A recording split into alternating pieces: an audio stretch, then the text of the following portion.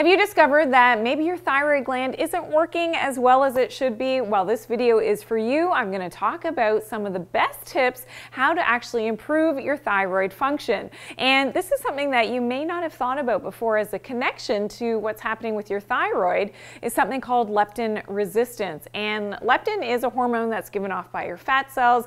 It's giving information to your brain as to how well you're doing in terms of your metabolism, how much fat that you have, how hungry you should be.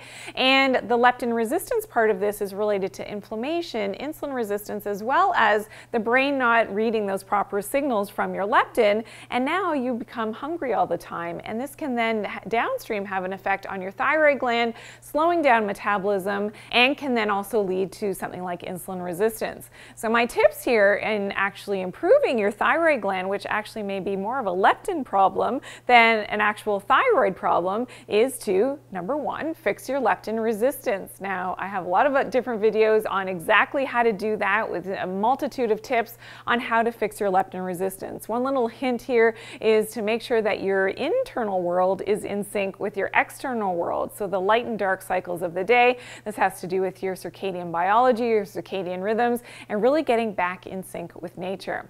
Okay, my second tip is to actually support the thyroid gland. So the thyroid actually needs specific things and building blocks in order to run and function optimally. One of those minerals, of course, you may have heard of is iodine. And a lot of us actually have an iodine deficiency depending on our diet, depending on our exposures to things like fluoride or chlorine. Those halogens are going to displace our iodine, and now our thyroid becomes compromised in its function because, of course, we don't have enough of that iodine. So it is something that usually needs to be taken from an outside source. Kelp is a natural whole food source and different seaweeds to get that natural iodine. Other minerals are also very important, so things like magnesium, potassium, calcium, boron all help with your thyroid function. Now, a lot of these can actually be found in seafood, and one of the reasons why upping your seafood intake, if you can, is a great way to support your thyroid function. Now, another herbal medicine that I love is called Forskolli.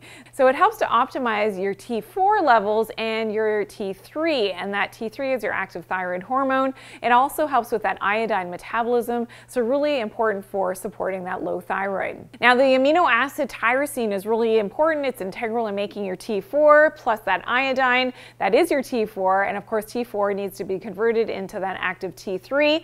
We need that tyrosine to be able to make that T4.